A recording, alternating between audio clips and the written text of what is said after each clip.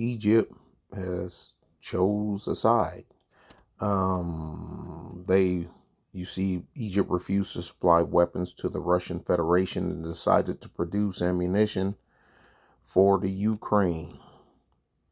After they talked with high-ranking U.S. officials in March,